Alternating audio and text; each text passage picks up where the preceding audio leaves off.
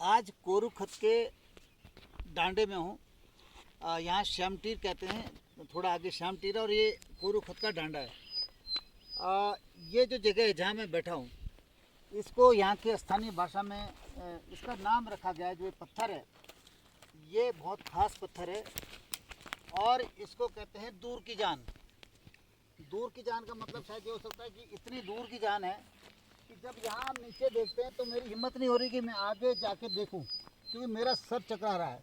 कम से कम 600 या 700 मीटर गहरी खाई है, जहाँ अगर मैं एक पत्थर फेंकूँ यहाँ से, अगर मैं यहाँ से पत्थर फेंकता हूँ तो ये 700 मीटर से पहले नीचे नहीं लगेगा।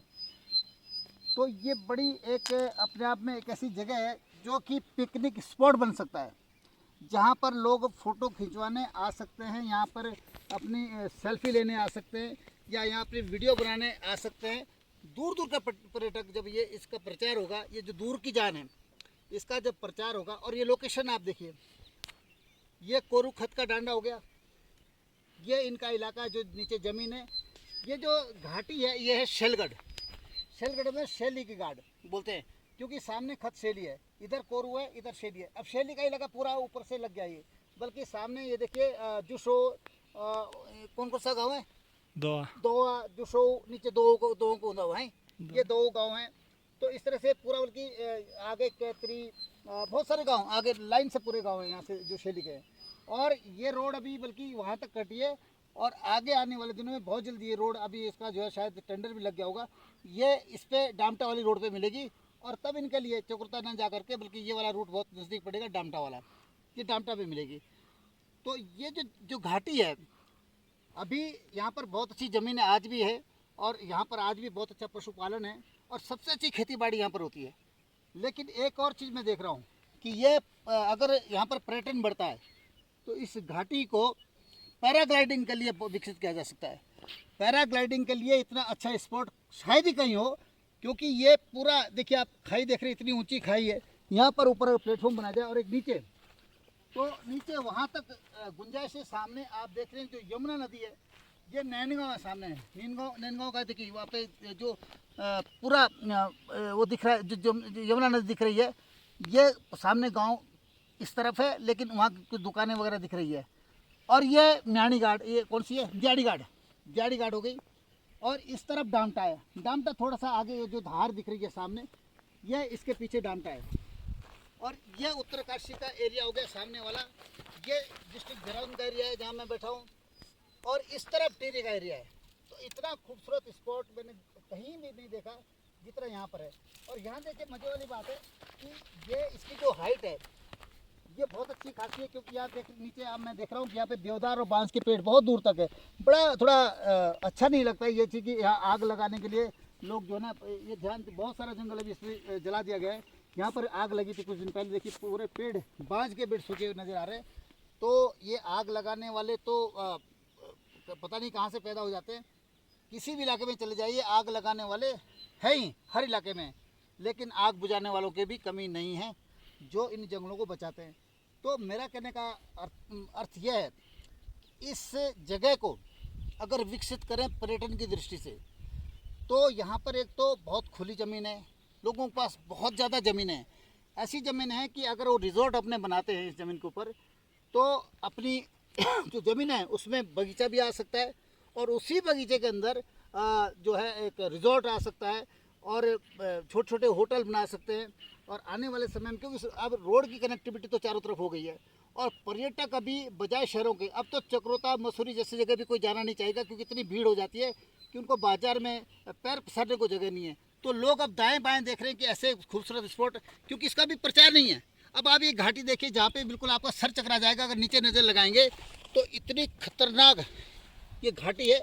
और ये जो दूर की जान है, दूर की जान एक स्पेशल स्पॉट होगा जहाँ पे लोगों की सेल्फी लेने के लिए लाइन लगी रहेगी ऊपर रोड में।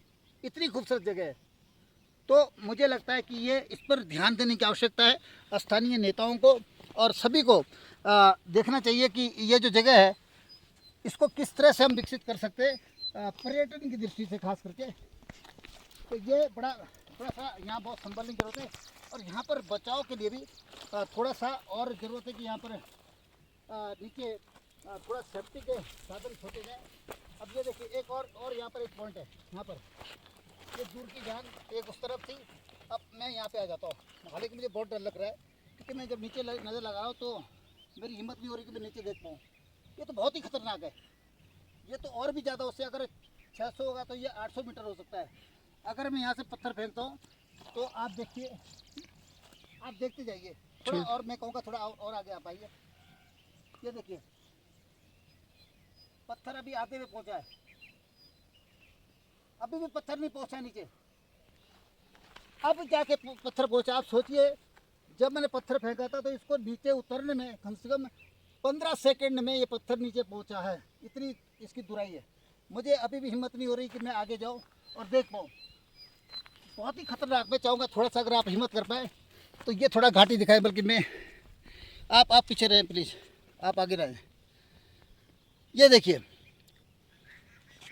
और ये खूबसूरती देखिए, नीचे इतनी अच्छी अच्छी ज़मीन है एकदम प्लेन, और सामने यमुना नदी, ये देखिए यमुनोत्री से आने वाली, ये उत्तरकाशी का इलाका और ये देहरादून का इलाका, और उस तरफ टिहरी का इलाका। देखिए टिहरी का इलाका, ये जो खड्ड है सामने, ये जो सामने खड्ड है दियाड़ी घाट शायद इसको कहते हैं, दियाड़ी घाट के इधर दाएं तरफ टिहरी है और दियाड़ी घाट के बाएं तरफ उत्तरकाशी, और जमुना के इस आर ये जौनसार है, जौनसार जो कि देहरादून में आता है।